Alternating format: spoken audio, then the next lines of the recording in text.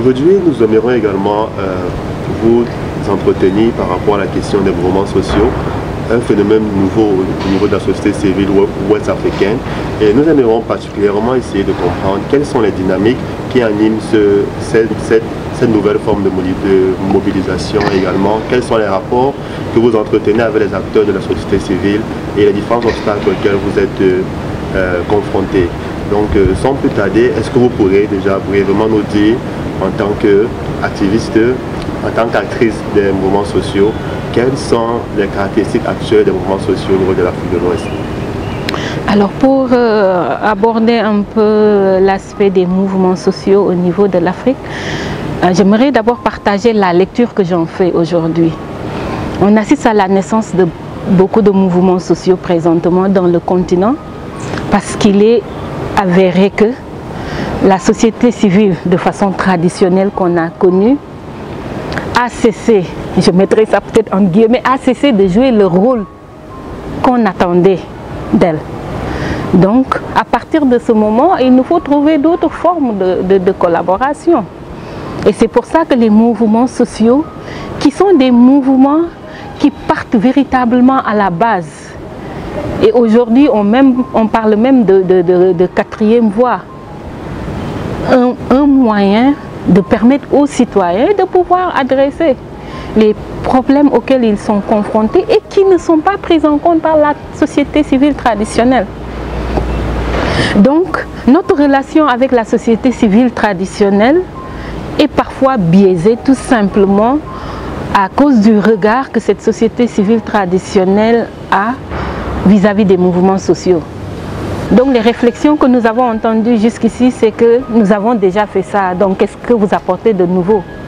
Mais on se rend compte que les mouvements sociaux essayent de couvrir ce sursaut, on va dire, nationaliste que les gens ont et qu'ils ne veulent s'adresser ni au gouvernement ni à la société civile.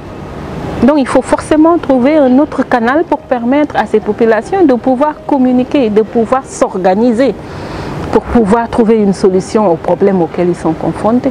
Et d'après vous, qu'est-ce qui constitue votre force? Alors la force des mouvements sociaux, c'est-à-dire que les gens qui constituent les mouvements sociaux en général partagent les mêmes valeurs.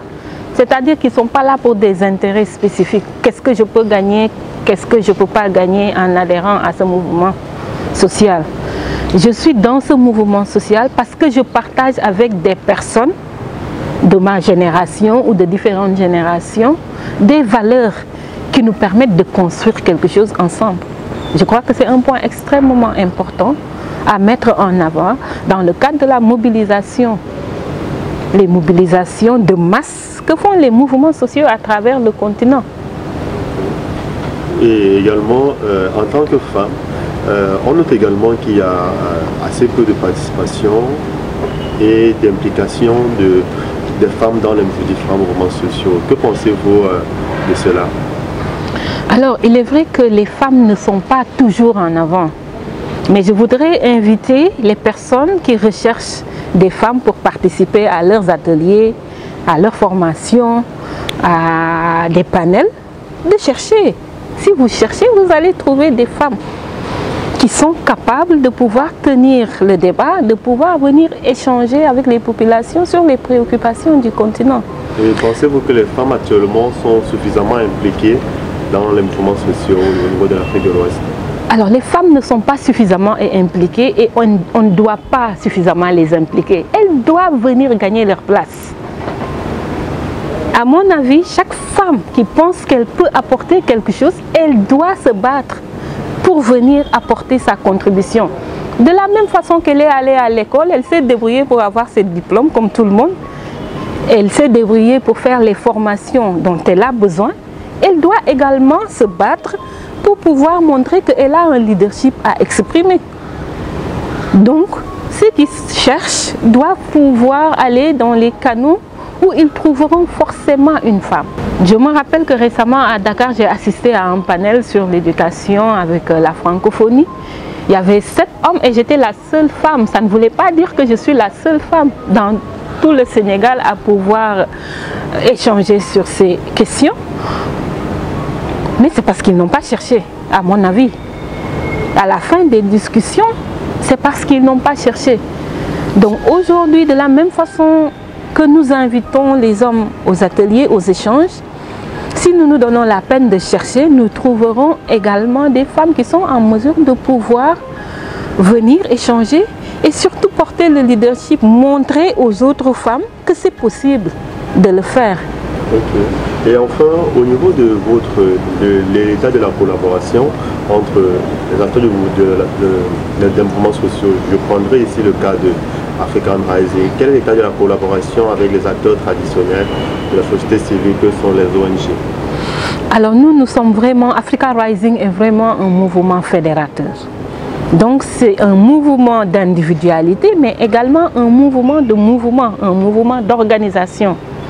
Donc nous invitons vraiment la société civile traditionnelle, selon leur domaine de compétences, à pouvoir intégrer ce mouvement et permettre à l'Afrique, à la société civile africaine de parler d'une seule voix au lieu d'aller en rang dispersé, défendre les causes des populations qui nous incombent. Okay. Est-ce qu'il y a des obstacles dans vos collaborations avec le gouvernement ou les ONG traditionnelles? Oui, encore une fois, parfois on note beaucoup de lenteur ou un dialogue de sourds entre les mouvements et les gouvernements. Donc à mon avis, il est primordial qu'on essaie d'établir cette relation, qu'elle soit une relation de confiance et que les gouvernants sachent que les mouvements sociaux sont là pour compléter le travail qu'eux ils sont en train de faire et qu'ils ne sont pas à l'encontre de ce qu'ils font. Il suffit juste de s'asseoir à la table de négociation et de pouvoir dire voilà nous ce que nous apportons à votre tâche qui est de contribuer à proposer aux populations des lendemains meilleurs, un niveau de vie qui est meilleur. Okay. Nous vous remercions de vous être prêté à ce jeu de questions-réponses et nous vous souhaitons un bon retour sur Dakar. C'est moi qui vous remercie. Merci Accra.